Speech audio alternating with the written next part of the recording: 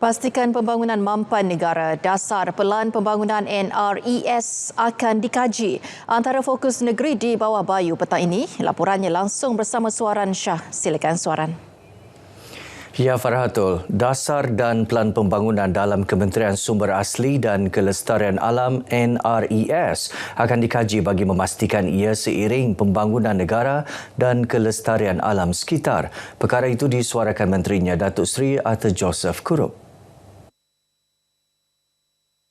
Maka dalam beberapa minggu yang pertama ini saya akan mengkaji setiap dasar dan juga pelan-pelan pembangunan yang ada dalam kementerian, dan saya akan memastikan dan kasih bentangkan untuk memastikan bahawa setiap itu akan sehaluan dengan keperluan pembangunan ekonomi dan juga untuk mengekalkan khazanah alam semula jadi yang ada di negara kita.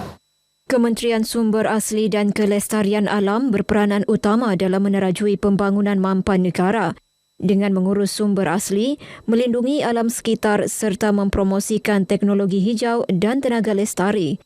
Ia dilaksana melalui perancangan dasar, penguatkuasaan dan program-program holistik untuk kesejahteraan rakyat dan kelestarian negara. Tawau mencatat satu fasa pembangunan paling aktif sepanjang tahun 2025, merangkumi keselamatan, ekonomi, pelancongan dan kesejahteraan rakyat, meletakkan daerah itu sebagai pemacu utama pertumbuhan pantai timur Sabah. Ikuti imbasan daerah Tawau 2025 bersama Fauzia Ajak.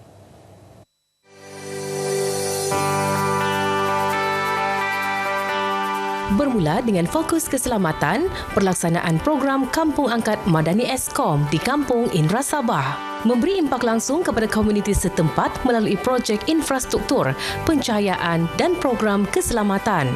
Pendekatan menyeluruh ini turut diperkukuh dengan tinjauan keselamatan di S-Zone bersama perwakilan asing, sekaligus meningkatkan keyakinan pelabur dan pelancong terhadap keselamatan pantai timur Sabah yang kekal stabil tanpa insiden penculikan sejak 2020.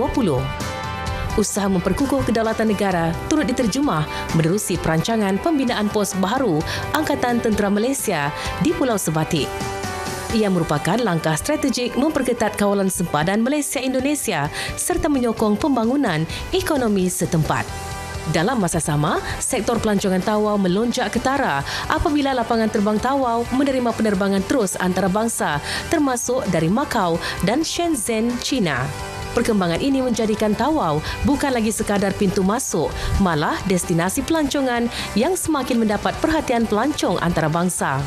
Keupayaan Tawau sebagai hub pelancongan budaya turut diperkukuh menerusi penganjuran Festival Kebudayaan Antarabangsa Tawau serta Pesta Regata Lepa ke-30 di Sempurna yang dicatat dalam Malaysia Book of Records melalui tarian igal-igal paling ramai iaitu 1,550 peserta termasuk pelancong asing yang menari serentak selama sejam sekaligus memacu ekonomi komuniti tempatan dan sektor perusahaan kecil.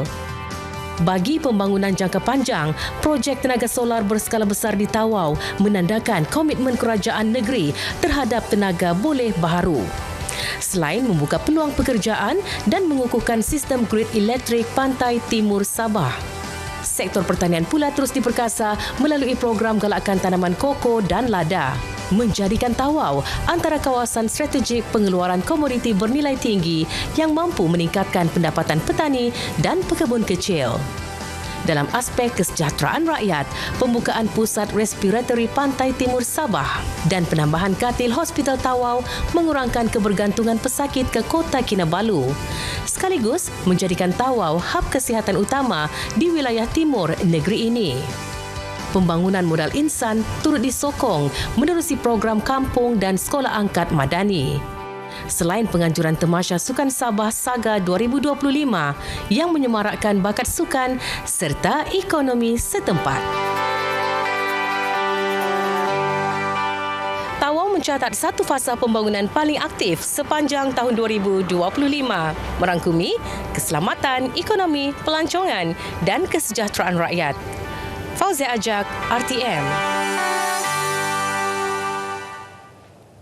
Menghimpunkan hampir 4,000 judul buku berkualiti, Pesta Jualan Gudang Dewan Bahasa dan Pustaka terus memperkasa budaya literasi dalam kalangan masyarakat. Menawarkan potongan harga sehingga 50%, berjaya menarik hampir 3,000 pengunjung pada hari kelima pesta berlangsung.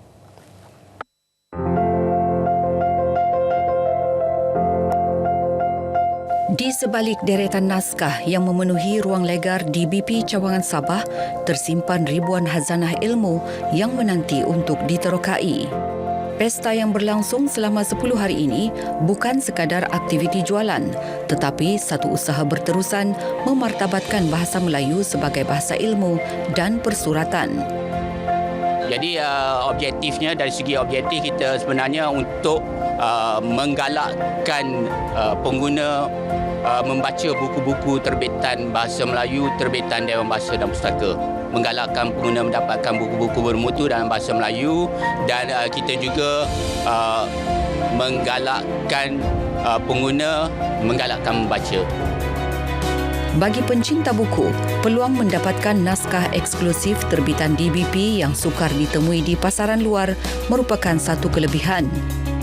Sebenarnya jualan gudang macam ini dia memberi peluang pada para ibu bapa untuk mencari buku-buku keperluan untuk anak-anak, terutamanya tidak lama lagi sesi persekolahan akan memulakan. Buku-buku di sini bukan senang boleh dapat di luar, kan? Especially kalau DBP. And then if jualan gudang ni, kalau kita beli di kedai, kalau setakat rakan dewan dapat, kalau di gudang lagi rendah dapat diskaun. Actually baguslah sebab dia boleh membantu ibu bapa dan juga guru untuk cari buku yang mungkin ada certain guru ataupun ibu bapa yang tidak dapat buku teks sebab ialah ada sekolah yang mungkin kekangan untuk sediakan kepada semua murid kan, ada yang masalah buku teks rosak dan sebagainya lah. Sejajar dengan usia sedekat penganjurannya, pesta kali ini turut memberi ruang kepada penulis tempatan untuk berinteraksi bersama audiens. Sudah tentu menjadi peluang kepada penulis untuk memperkenalkan buku dengan cara mewar-warkan kepada komuniti bahawa kita penulis ada buku yang sedang dijual dengan potongan harga yang sangat menarik. Jadi kita mempromosi untuk penulis, untuk diri sendiri, dengan masa yang sama mempromosikan Dewan Bahasa dan Pustaka. Sehingga hari kelima penganjuran, lebih 12,000 naskah buku telah terjual, membuktikan bahawa buku fizikal tetap mempunyai aura tersendiri dalam menyebarkan ilmu. DBP menjangkakan nilai jualan akan terus meningkat sehingga hari terakhir pada 29 Disember ini. Yang kebetulan kita menjelang hari persekolahan, antara buku yang paling banyak dibeli oleh sama ada individu atau ada juga kita mendapat belian daripada pihak-pihak pengedar buku. Jadi tentulah buku-buku persiapan persekolahan lah. Amalan membaca seharusnya dijadikan budaya seawal usia kanak-kanak agar buku kekal menjadi sahabat karib sepanjang zaman. Cintai buku, cintai ilmu. Serina Olivia Chong, RTM.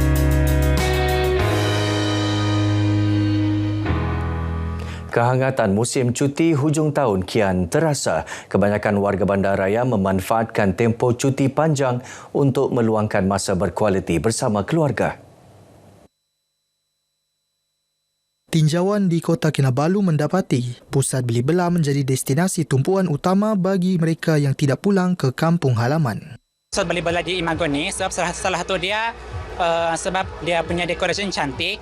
Sama dia memang di sini setiap tahun tu dinanti-nantikanlah.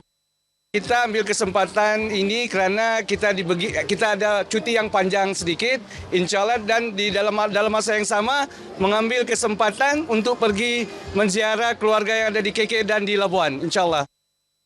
Untuk di Imagoni, beberapa hari ini memang ramai sebab ada yang beli hadiah. Lepas tu ada juga yang datang dengan family sebab mau tengok yang di bahagian tengah-tengah hiasan decoration lah.